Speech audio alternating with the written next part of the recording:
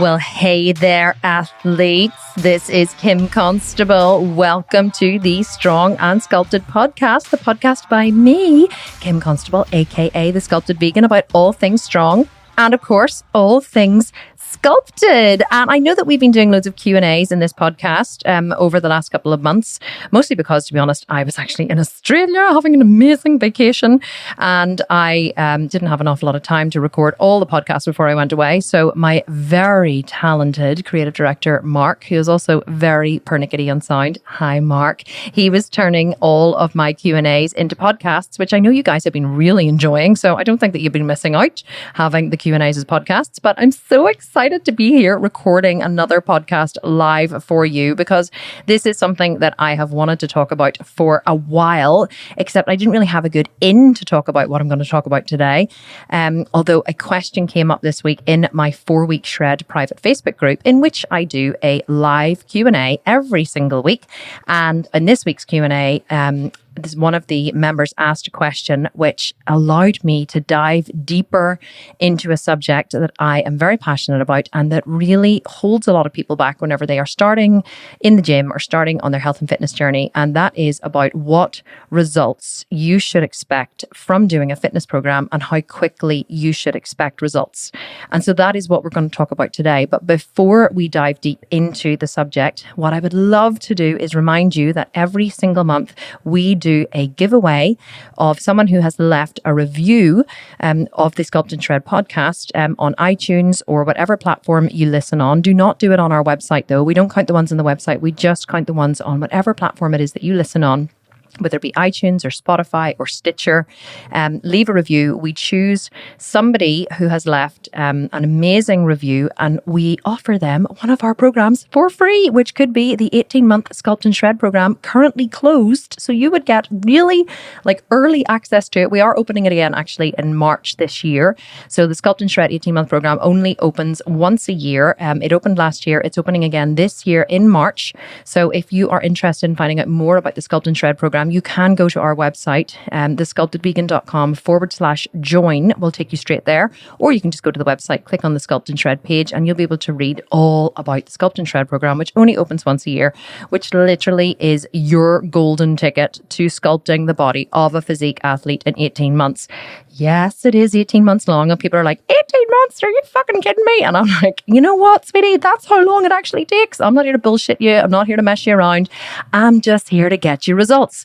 So if you leave a review, however, you could win a Sculpt and Shred program. And it's currently the only way that you can get into the program until March 2020. So if you're listening to this podcast after March 2020, you may be too late. You won't be able to get in, but you can leave a review at any time and we will choose a winner at random and we will announce it on my Instagram page every single month. So make sure that you do that at the end of this podcast. So let's get into the content today that I want to talk about, which I said a little bit earlier, is about what results you should expect from a fitness program and how soon you should expect results. So the content for this podcast today came from a question that we got, and I'm going to give Kerry a little shout out. So it was Kerry Goring asked the question in our private Sculpt and Shred, or in our private 4-week shred group.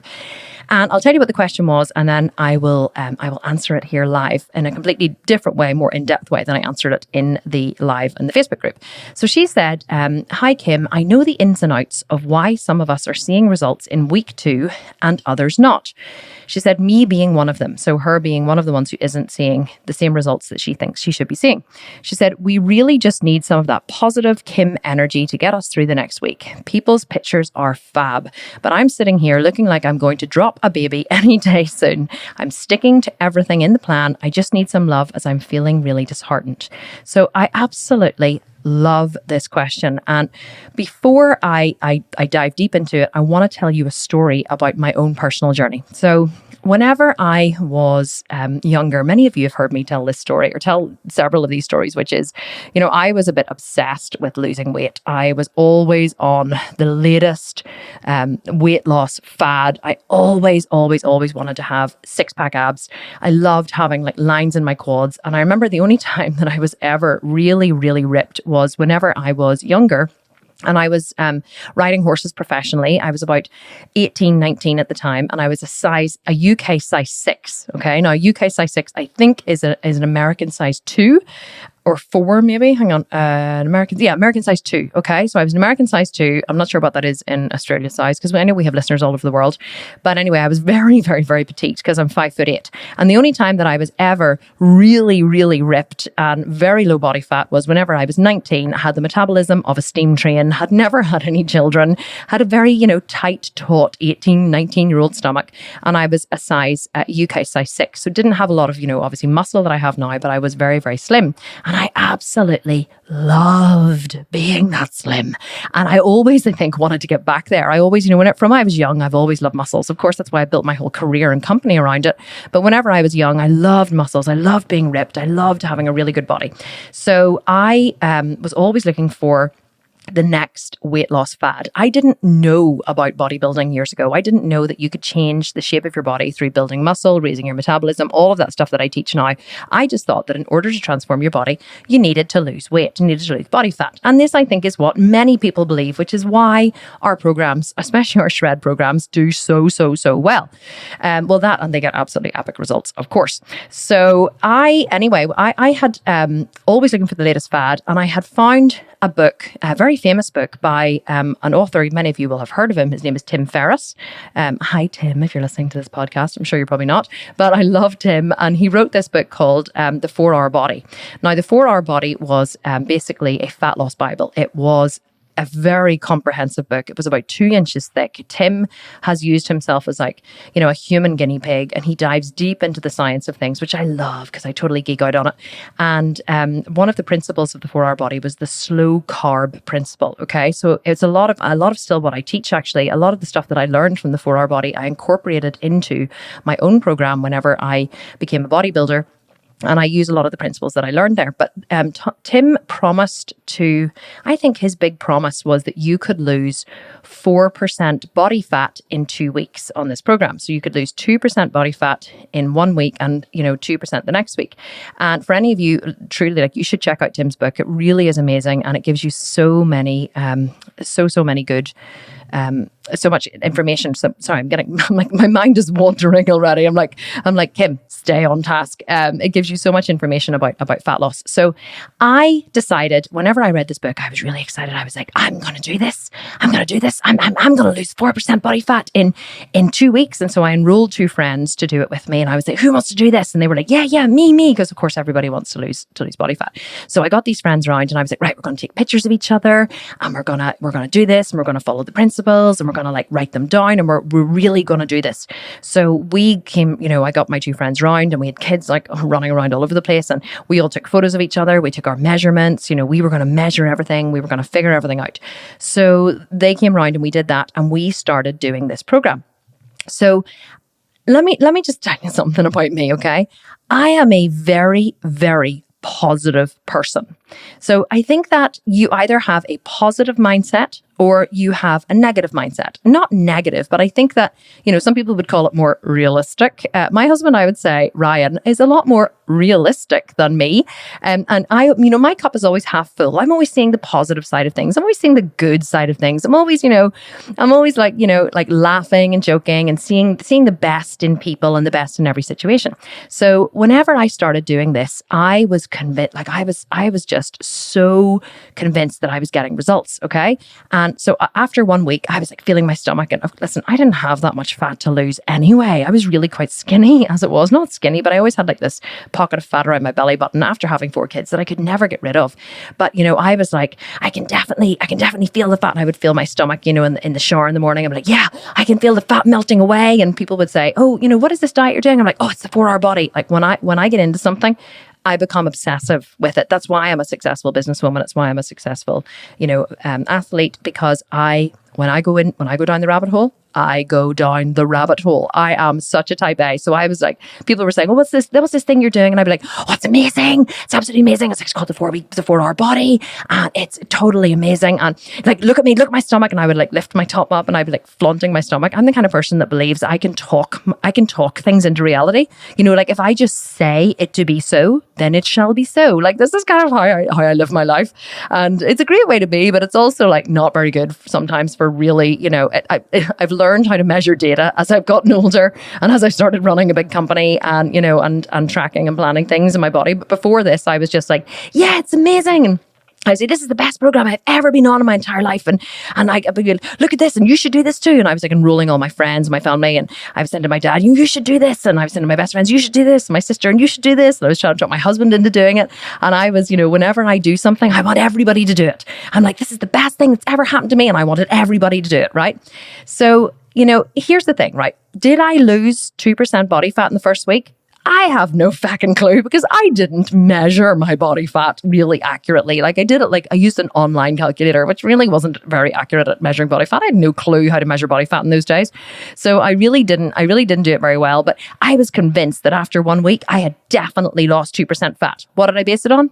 Nothing. Just a feeling like, fair enough, I was feeling my abs and I was looking in the mirror and I was convinced that I could see more definition and I was crunching my abs. It was all about the abs in those days. I was crunching my abs and I was taking photographs and I was like, you know, moving from side to side. And if I saw like my abs in a really good light and the light was shining down, I was like, wow, look at those abs. And I was like, you know, this is the first time in my life I've ever seen abs. And, you know, I was showing people my progress pictures and, you know, I was like, look at this, look at this. Now, here's the thing, right? Was this really the best fitness program I'd ever been on or the best fat loss program I'd ever been on? I don't know. Like, was it good and did I learn an awful lot? Absolutely. Like, did I get results? Yes, I think I did. But like, were the results conducive to my reaction? Probably not, right? But my reaction was more to do with the fact that I am a very positive, very happy, very easygoing person. And I love to see the good in things and I love to see the positive in things. And if I'm doing something, I suffer from a little bit of cognitive dissonance in that I want to believe that this is the best possible thing I could ever do in the world. It's like anything I do so enthusiastically. I'm like a puppy. I am like enthusiastic like a puppy. And people are like, who are not as enthusiastic as me are always rolling their eyes a little bit. And my husband especially is like, you know, well, maybe it's like, it's the best thing you've ever done in the whole world. Kim, is it? And I'm like, yes, the best thing I've ever done in the whole wide world. He's like, really the best thing. You've never done anything better. Like he hates it when I exaggerate and I'm such an exaggerator. So, what does this story have to do with, you know, anything to do with what I'm talking about? Well, here's the crux of it, right? How you perceive life has everything to do with how you perceive your progress. Okay? How you perceive life has everything to do with how you perceive your progress. If you are the kind of person whose like me, whose glass is always half full, then you're going to think that your progress is epic. You're going to see the good in every small change that you see in your body whenever you start a program or whenever you start a business or whenever you start whatever. You're going to see the positive. If you're the kind of person who doesn't see the positive, then you're not going to be just quite as excited and you're not probably going to see the same results, in inverted commas, results, i.e. perceptual results, you know, that other people see. So what was happening in our 4-week shred group is many of the people 2 weeks in, and believe me, this is it's marketed, okay, as the world's most insane fat loss program. That is actually how I market it because I know there are a group of crazy bastards like me who love to do the world's most insane fitness program. And then there's other people who are like, no, don't even come near me with that shit. I'm not doing it. And then there's other people like me who are like, yay, the world's most insane fitness program. I'm totally excited to do this. And so, you know, people are posting in the group and they're posting 2 weeks in. So they're 2 weeks into the challenge and they are posting 2 weeks in. So there's a lot of people who are saying, I know why we're not supposed to take, you know, measure ourselves or weigh ourselves, you know, as I always say, stay off the sad step. Stay off it. Don't get on it. See the sad step, aka the scale. See the sad step? Put it away. Put it away. Just don't even take it out. And of course people are like, I promise I won't weigh myself. And then they're sneaking off and they're like, maybe I'll just step on it just for a little bit, but I won't pay any attention to it. I'll just step on it just to see. And the sad step can either make you feel very happy or very suicidal, depending on what it says. So, but anyway, it's not really an accurate representation all the time of progress.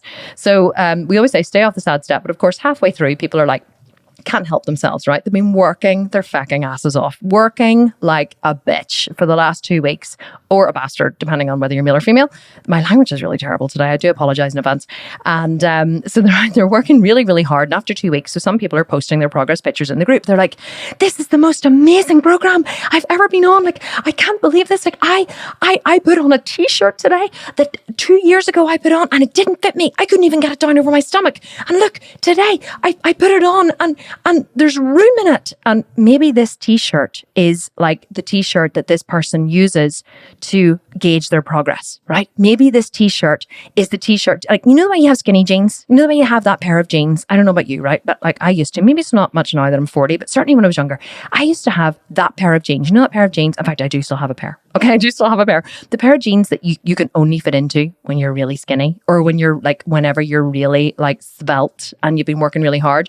And these jeans are like, you know, are like your badge of honor that you put on whenever you've like really stuck to your diet and you've been going to the gym and you feel like you've succeeded, and you put on your jeans and you're like, they just slid on like a glove, you know, and you're like, woo, look at me over here, all like, you know, Jimmy and athlete-y and like achieving my goals and all.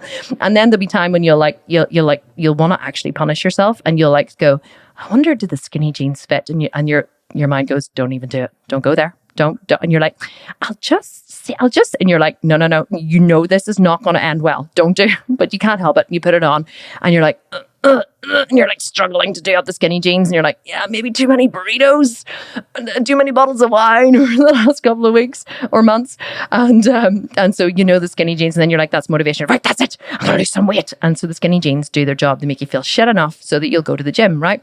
So maybe, you know, some people in the Facebook group have this item of clothing. And for this particular member, it was maybe a t-shirt. I think I saw someone posting about a t-shirt. That's why I'm talking about this. So for her, this t-shirt is the gauge of progress. It's like the golden t-shirt. Forget the golden ticket. This is the golden t-shirt. If I fit into this t-shirt, this means success. Like, fitting into the t-shirt means success. And so this woman is like, will I, won't I? Will I, won't I? And after 2 weeks, she's like, I've been working hard enough to feel like I can put on the t-shirt. And so she, like, you know, I can imagine she's going to her wardrobe, and she pulls out the t-shirt, and she pauses for a second before she slips it on over her head, and oh, the t-shirt fits. It's like, oh my God, like the Holy Grail, like, you know, has like in front of her. So she's posting in the group going, this is the most insane, amazing fitness program ever in the world. And she's like so excited because she believes that her progress is absolutely epic. Okay. And this actually happened as well with, you know, Jamie, who is the operations manager in Team Sculpted Vegan. She has been struggling with her weight for years. Just very typical of, of your average person who would, even join one of our programs, in that she had run marathons, she'd trained for marathons. She, believed herself to be a healthy eater. She, she did everything right by the book, but what she never did was track or manage. She never tracked her calories, never tracked her food, never tracked her cardio and her training, which is what we teach you how to do in all of my programs, because it's the consistency and the precision that gets results. So she decided she was going to do the 4-week shred, and she messaged me after week 1. She was like, I have something to tell you. And I was like, tell me. She was like, I know you're going to be cross with me because I stood on the scales. And I'm like, I'm never going to be cross with you. Like, I'm never cross with anybody. It takes an awful lot to make me cross. And she was like, but I stood on the scales and I've lost 8 pounds. And I know I shouldn't make this mean anything, but oh my God, you have no idea what it means to lose 8 pounds. Like, I've been trying to lose weight for years and this is insane. And not only that, but my cholesterol was always really high, and they wanted me to they wanted me to go on a statin. And now my cholesterol is like down at normal range after only 1 week. And not only that, but I used to have really bad heartburn. And she said, and now I literally don't have heartburn ever anymore. My heartburn is gone. And you're a freaking genius. I cannot believe that this is so. And I'm like, and so she thinks that this program is literally life-changing. She's like, I have never experienced anything like this in such a short space of time before. And we have thousands of women experiencing this in our 4-week shred program, in all of our programs, but just it's very current at the minute because the challenge is happening. And then we have the other people on the other side who are in the program and who are very disheartened with their results. And some of them are, just a little disheartened, and they're like, I really expected to see more progress, and everyone else has such epic results and epic progress, and I'm really just not seeing the progress at all. And so whenever we question and we say, well, what did you expect to happen from this program? And they say, and this is a hypothetical situation, by the way, this isn't a real person, but this is kind of, this is what happens. So someone will say, well, I joined the program and I kind of expected to lose like half my body fat. And I say, well, yeah, that is something that we say in the program. You can lose up to half your body fat. How much body fat do you have? And they're like, yeah, 60%. And I'm like, okay, right. You have 60% body fat. You're never gonna lose 30% body fat in 4 weeks. It defies the laws of reality. It ain't gonna happen. Like, you could go from 15% to maybe like 8%. You could go from 20% to like 12%. We say up to half your body fat. Like, it depends on your progress. But if someone's at 20% body fat, they have an awful lot of muscle, and they work really hard in the 4-week shred, they could actually cut an incredible amount of body fat in a very short space of time. And so, but you're never going to go from 60% to 30%, because that just defies the laws of reality. So this person may have also lost 8 pounds in the first week, and they're suicidal. They're like, this is totally shit. Like, what do you mean I've only 8 pounds? I expected to have lost 20 by now. And so so we always question, what was your expectation when you come into the program? Because quite often whenever you see other people getting epic results and you think you're not getting any, it's not because the program doesn't work or because they are getting epic results. It's because your perception is different than reality. So what you believed would happen wasn't actually possible or maybe, you haven't, you're just learning the gym and you've never trained intensely in the gym. Or maybe if you're 60% body fat, you're obviously maybe not very fit. So you're maybe not being able to do the cardio, at the same, steady heart rate or intensely. And so maybe you just haven't been able to give it your best shot. There's so many factors that come into it, but you have to really look at what was your expectation and was your expectation in line with reality. And quite often it's not. And that's why I always teach my team, all the coaches in the program, I always teach them, whenever someone's saying, I'm not getting results, we always ask first, we ask questions. What results are you expecting? And quite often we will, and then that will tell us that their results are out of reality. Because here's what else happens, okay? Here's what else happens. And this happens consistently. So let me tell you what happened to me. I remember whenever I first started training in the gym, right? I decided I was going to train for a bikini competition. I was like, I'm going to be a bikini competitor and I'm going to stand on stage. So I didn't really say it, I got to myself, but that's kind of how I felt like I said it now that I'm repeating the story. So I found myself a trainer and I said to him, I want to stand on stage. I want to compete. I want to be a bikini competitor. And he was like, no problem at all. I can get you there. I was like, epic.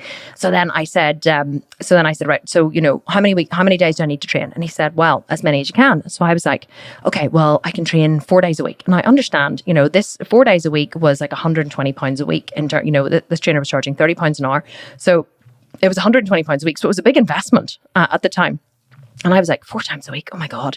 But I made it happen. And I was committed to my goal and I really didn't have the money. I had to work very hard. Like every penny that I earned teaching yoga basically went to pay for my training. And so I showed up to the gym 4 times a week and I thought I was the bee's fucking knees. I was like, look at me go 4 times a week in the gym. We're working, we're moving, we're in the zone, we're grooving. Like I was like, I am epic. Like I was like, look at me over here, I'll miss 4 times a week in the gym. And because anytime I'd ever gone to the gym before, it had kind of been sporadic, right? Everyone else been there. And if you guys, have you been there before? Like, you go to the gym and you're like, going to the gym is usually like a once, maybe twice a week process. If you go to the gym 3 times in a week, you think you're God. You're like, I went to the gym 3 times this week. And sometimes like even, you know, you haven't really even done very much from there. Maybe you only did like half an hour on the elliptical, but like you were in the gym, and you can say to people, I went to the gym 3 times this week. And so I was kind of one of those people. I was one of those people who, you know, was never really a consistent trainer in the gym. Had been to the gym, you know, over the years, trained with a powerlifter whenever I was younger. But even whenever I trained in powerlifting, like I trained with my trainer like once a week, and I went sporadically myself, maybe another 2 times a week. But that was before I had kids and everything. So this is, you know, I'm running my yoga business. I'm looking after my family, looking after my kids, and I'm managing to go to the gym 4 times a week.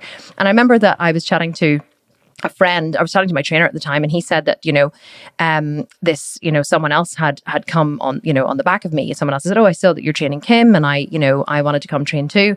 And he said, no problem at all. Like, how often do you want to train? And she said, well, how often does Kim train? And I was like, did you tell her? Like, did you tell her? And he was like, did I tell her what? I was like, did you tell her like I train 4 times a week? Did you tell her like, oh, and I'm like, she's like never gonna be like as consistent as me, because I train 4 times a week. And here's why I'm telling you this story, right?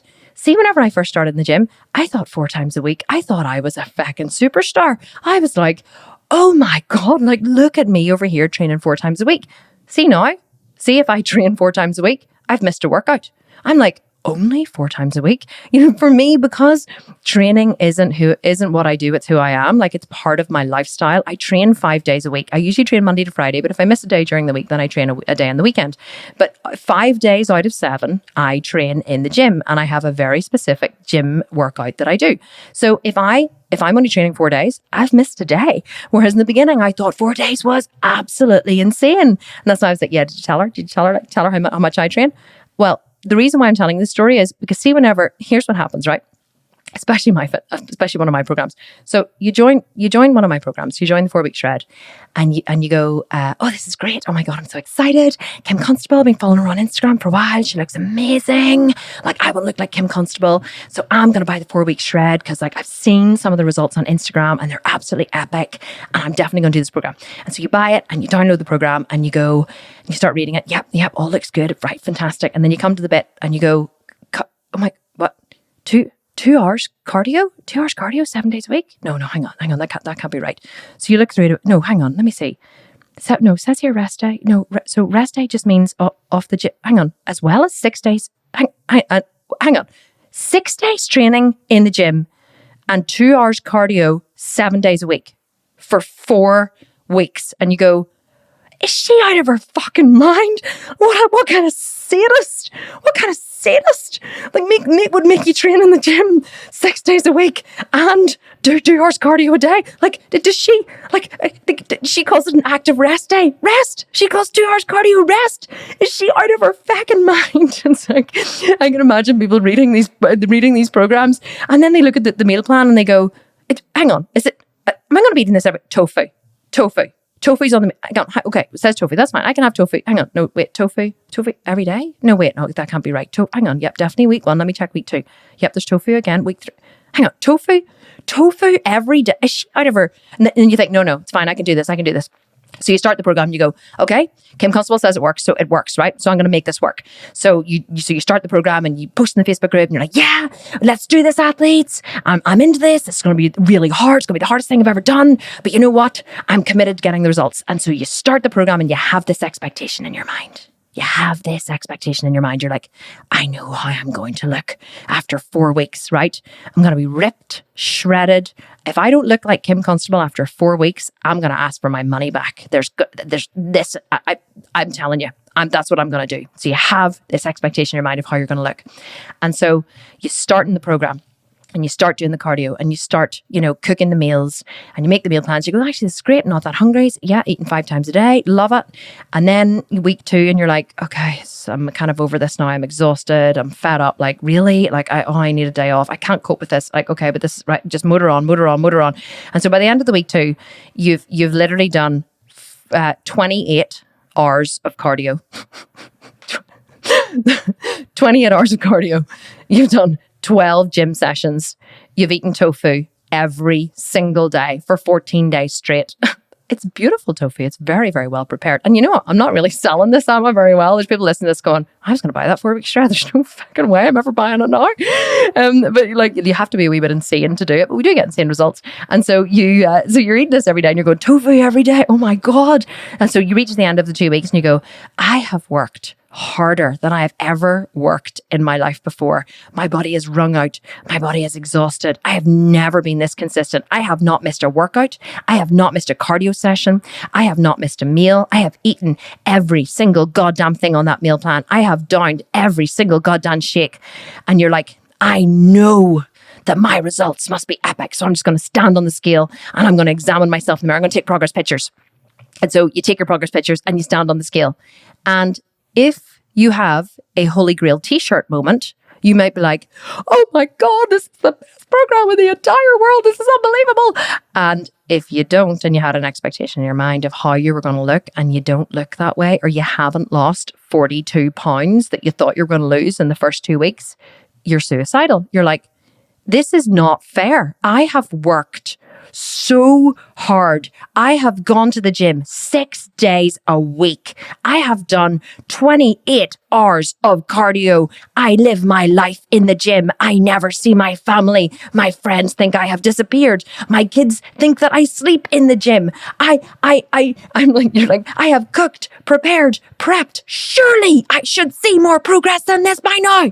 And you get really indignant. You're like, this is not fair. Like, my results should reflect the work that I have been putting in, because you feel entitled. You feel entitled to those results. You're like, I deserve those results. And I feel cheated because I haven't got them. And herein lies the problem. And this is what happens with every single program that we release, even on the 18-month program, which is not anywhere near as hard as the 4 week shred. It's a marathon. It's a slow, steady marathon. The 4 week shred's a sprint, right? It's a sprint. And the Sculpt and Shred, the 18-month program, is a marathon.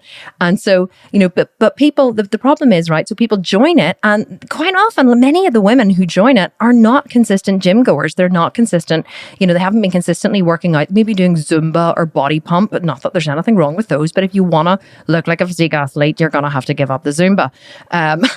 Body pump ain't going to cut it anymore, girls. You're going to be, lifting with the big boys now in the gym.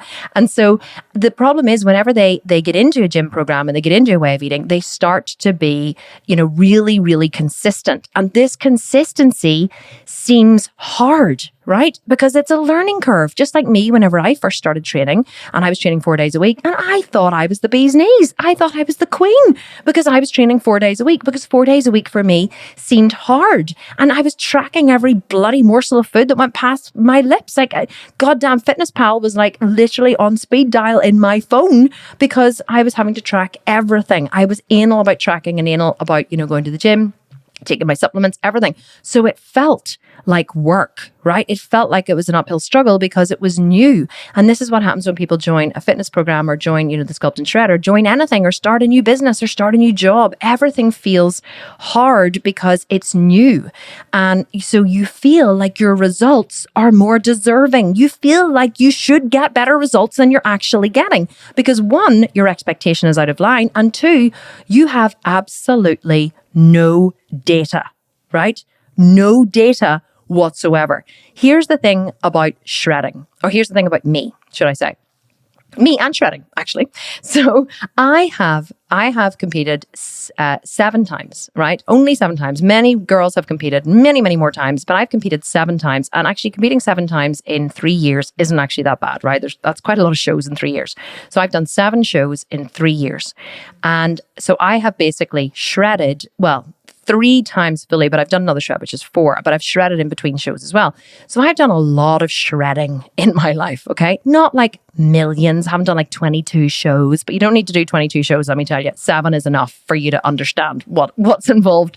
But, whenever I first did my very first shred for a show, I really had shred for a show. That's like, that could be a tongue twister, couldn't it? A tongue twister that could go very wrong. But whenever I did my first shred, I really had no idea what to expect. Like, I was terrified. I looked at my plan that my trainer gave me, and I was like, I don't know if this is actually going to work. Like, I had no clue if it was going to work. So I was constantly, obsessively looking in the mirror. Do I have abs yet? Is the fat coming off? Do I need to work harder? Do I not need to work harder? I was really like, I'm not sure. And of course I didn't trust the plan because I'd never, but I did, well, actually I didn't follow the plan the first time. That's not true. There's loads of podcast episodes on that little faux pas that I made. I decided I knew better and I didn't follow the plan. So I didn't get shredded. Well, I did, but not like as shredded as I could have been. But that's a story for another day. But, I have shredded many, many times. And actually that faux pas, that mistake that I made the first time I shredded stood me in really, really good stead because it showed me what not to do. And it also, showed me what happens if you don't follow a plan. But I have shredded really successfully for every single show that I have done. Oh, there's that tongue twister again. Every single show that I've done. And I know what works and what doesn't work. But apart from anything else, I now have data. I can look in the mirror after 4 weeks of shredding and I can say, oh yes, I'm exactly where I need to be. Because whenever I diet for a show, I take weekly progress pictures side by side, wearing the same outfit in the same light at the same time of day. So I know exactly how to measure my progress, and I can look and I can even look and I can say, oh, this time 4 weeks in from a show, I wasn't this lean. I know that I'm leaner this time around, so I'm actually doing really well, or I can give myself an extra refeed day, or I can increase my calories slightly, or I can decrease my cardio slightly. I know how to play around with the variables because I can say, well, I'm still 6 weeks out from my show. Am I exactly where I need to be or am I not?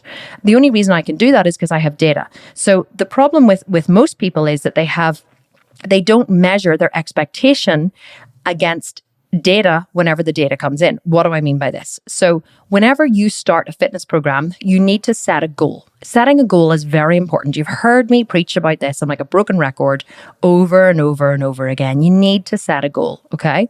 So, but what you have to remember is the goal is a hypothesis. It's a hypothesis, okay? Because if you've never dieted to, say, 10% body fat, you don't know what to expect. You don't even know if you can get there. But you can say to yourself, okay, I'm currently 20% body fat. I have 14 weeks to get to 10% body fat. Let's give it a shot and see what needs to happen. So you have a hypothesis that you're going to be able to get there, but you have to test the hypothesis and get the data. And then you can say, and then once you've built the data, then you can say, okay, my hypothesis was correct. It took me 14 weeks or 12 weeks, whatever, to get here. Or you can say, interesting, my hypothesis was incorrect. So you can say, I hypothesize. This is if you're working it out for yourself, okay? Or or even if you do like a program like the 4 week shred, where it's all specifically laid out for you, you can say, well, I've never done this before, but Kim has given me this plan and it seems insanely hard. So let's see what happens if I train, 6 days a week, do 2 hours cardio a day and follow the meal plan exactly as it's laid out. Let's see what will happen. My goal would be for my abs to be visible, or for my, my back to be more defined, or my goal would be to go from, 147 pounds to 135 pounds, but I don't know if it's possible. But let's have that as a goal and see what happens. So you have a hypothesis, you have a goal, which is basically a hypothesis, and then you start the program and then you get the data. So then once the data comes in, you measure your results. What was my goal? My goal was 135 pounds. What did I actually end up achieving? Right, I got to 138 pounds. Okay, so with this plan, then I now know that it's possible to lose 9 pounds, but it's not possible to lose any more. Or maybe it is. Maybe I could have worked a little more intensely. Maybe I could have lifted heavier. Maybe I might try the plan again in a couple of months and I'll see if I tweak this. Or maybe if I didn't have those couple of cheats that I had, or maybe if I, didn't mess around with the meal plan a little bit, maybe I could have got better results. So you can do it again and you can test your hypothesis again. But the problem comes whenever we don't see everything we do as playtime. We don't see it as data. We don't see it as learning. Like I always say to the people in my programs, I say, see it as, they say, oh, I don't know what, should I increase my calories or should I not? Like, I'm really scared. I don't know what to do. I'm like, well, just increase your calories and see what happens. And they're like, really? Like, yeah. Like, just increase them by 100 a day and then take your progress pictures in 2 weeks. If you're leaner, increase them again. If you're not leaner, keep them where they are, because then you've hit the sweet spot. And they're like, oh my God, this is so liberating. I'm like, why? The problem is we want everything to be exact. We want everything to be specific. We want everything to be exactly the way we need it to be. Like, we're control freaks. But underneath control is fear. fear is always underneath control. I need to control my external environment in order to feel okay on the inside. Do you ever go into hyper cleaning mode at home? Like if, do you ever feel upset, like you've had a breakup or that you've had a fight with, a member of your family, or there's something happening in your world where you feel slightly out of control, or maybe there's something happening in work or whatever, or maybe you just like look at your house and you're like, I can't live in this pigsty any longer. And you go into crazy cleaning mode and you like clean and clean and clean, spring clean. What happens whenever you do that? What you're trying to do oftentimes, not always, but oftentimes, is control your internal environment. You're trying to control how you feel in the moment. So you have this feeling inside that you can't get rid of, and you just think that if you can control your external environment and have everything sitting perfectly and clean and orderly and in perfect order, that somehow the bad feeling inside will go away, that you'll feel, because, a lot of people control their external environment in order to control their internal environment. If you know anyone who has all of their records in alphabetical order, I have my spices in alphabetical order. So sometimes that can be, I have a need inside for things to be in order, so I'm going to order them in order for this feeling inside to go away. That's kind of what happens whenever we join fitness programs and we have this expectation. I need it to be this way. I need to know all the data. I need to know all the variables. I need to control every single tiny part of it, because if I control every single tiny part of it, then the bad thing won't happen, or then I can have success or whatever. We think we can control the outcome. We don't go through life playing. We don't go through life just having hypotheses and just testing it and seeing what happens, just like throwing it out there. Woohoo, what happens if I do this? What happens if I increase my calories? Oh shit, I got fat. Okay, well, let's decrease them again, or let's add in some cardio. Woohoo, the fat went away. We place our happiness on things. We place our very soul, our being on getting results. I learned this with my baby, with my first child, Corey. I was like, ultimate. Now I am listen, okay. I've gone full circle. I'm the ultimate chilled out mom. Now I have 4 kids. We radically unschool our kids. They don't go to school. They get up when they want. They eat what they want. We live respectfully with them. I ended up being like from the ultimate controlling parent to like totally kumbaya and like sleeping in a massive 18-foot bed with my kids. See, if you Google Kim Constable bed online, you will see a picture of my husband already divorced me. I did an interview with a newspaper that went viral about our bed.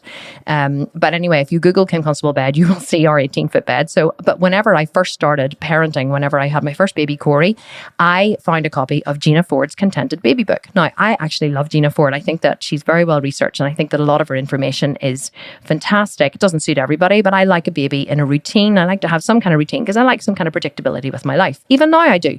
But then in the beginning, I was like, if I can just get this child perfectly in this routine, then he will sleep through the night. I had like placed my child sleeping through the night from a very young age as some kind of badge of honor. Like it would mean something about me as a parent. Like I would be like a worthy human being if I could get my child to sleep through the night at a really young age. I think this happens whenever you have like your first child. You just want everything to be kind of picture perfect, and you place a lot of your happiness on like whether they do things like sleep through the night and don't sleep through the night and all that crap. Like totally, like see, by the time Jack came along, my number 4, he was like trailed around in a pram. Jack just like was like bunged in a corner on a sleeping bag, and like if he woke up, well then he woke up.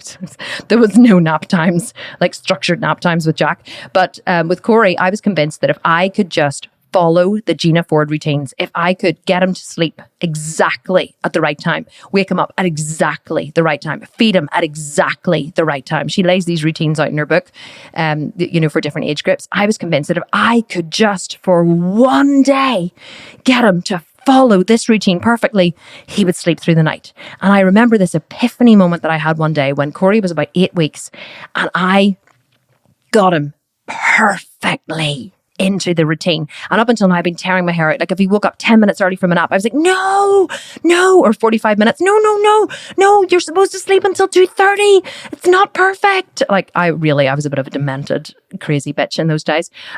Not much has changed.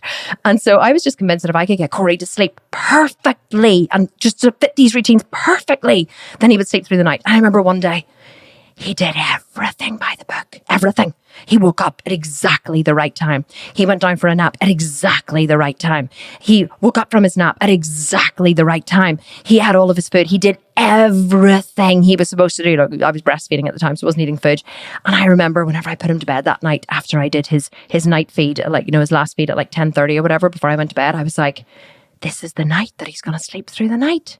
I was like, I can't believe it. Finally, I've got the routines perfect. And I went to bed happily. I think it was about 11:30 after I'd finished feeding him. And I laid my head on the pillow and I went to sleep. And at about 1:30 in the morning, I heard, because he didn't co-sleep with me. Actually, he was co-sleeping with me at the time. And I was like, no. This is not how it's supposed to happen. No, I did everything perfectly. Everything. I followed that goddamn book perfectly to the letter. You cannot be awake and needing fed. I didn't know about growth. Well, I did know about growth spurts in those days, but like I'd never considered it. But I remember just having this epiphany moment of, oh my God, doesn't matter how much I follow that goddamn plan. This is a human being I'm looking after. And it doesn't matter how perfect you are.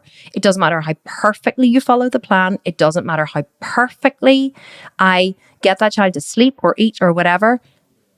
It's unpredictable. I have no clue what's going to happen because this is my first child and he did not come with a manual. I wish that he had, but he didn't. And so I just learned in that moment, I was like, I need to stop obsessing over this goddamn book and these routines because it ain't gonna happen.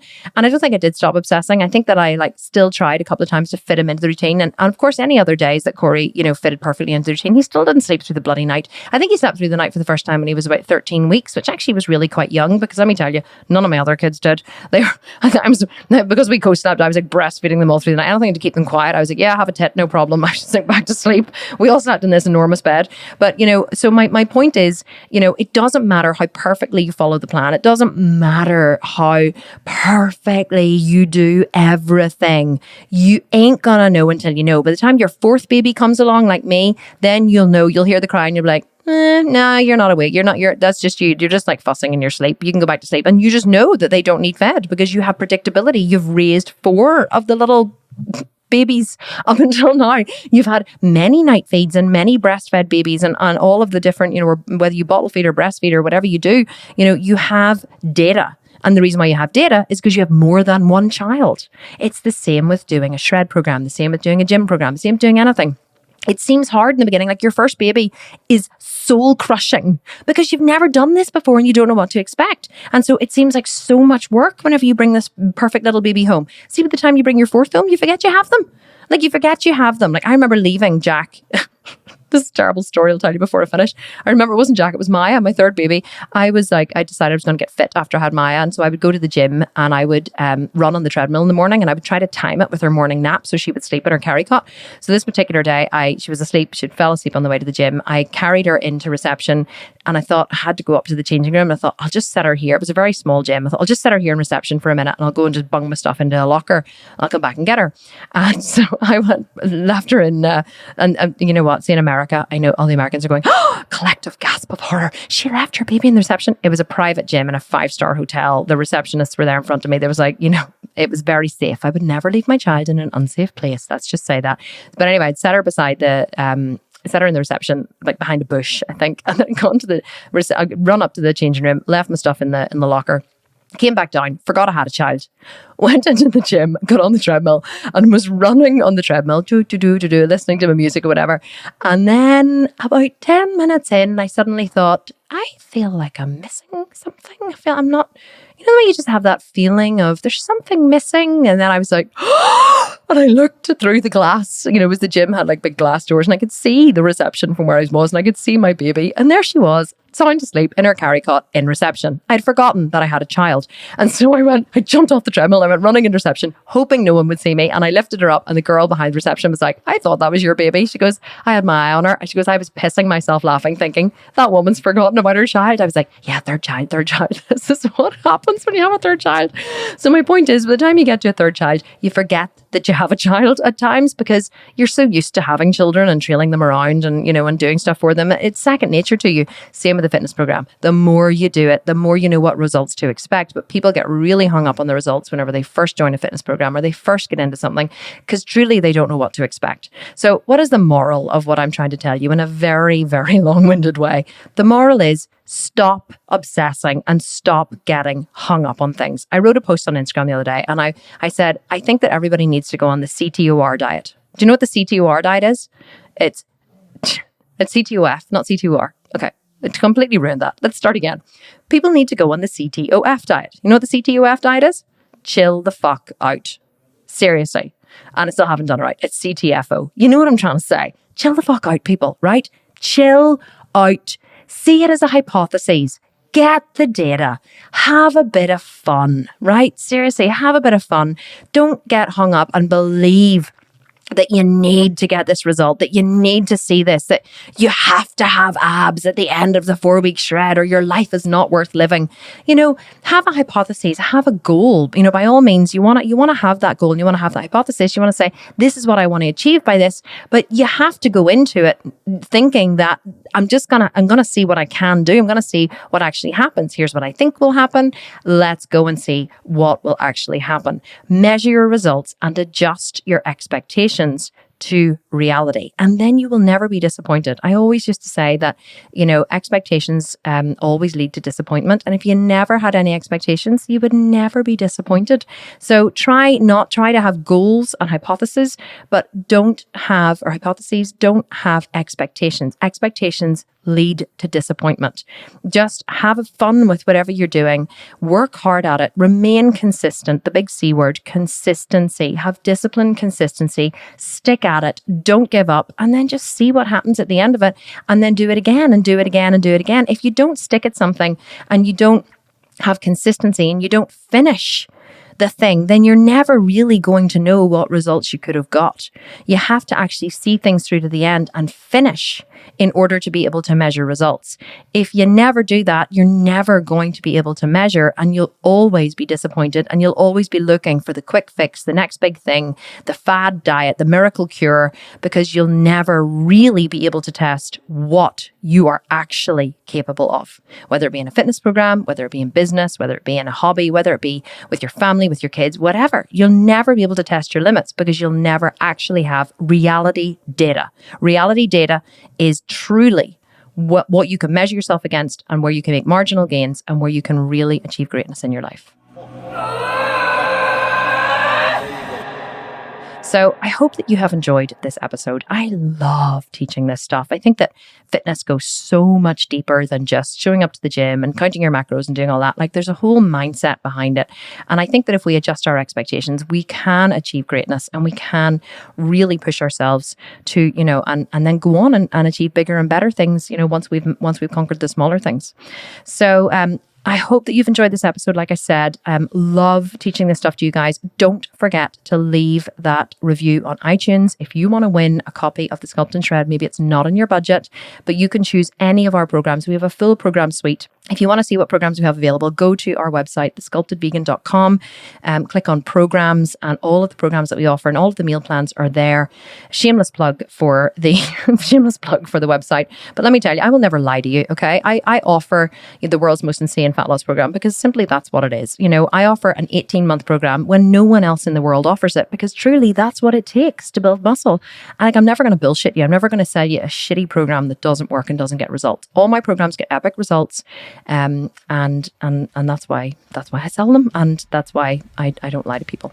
So guys, you have been awesome. This has been awesome.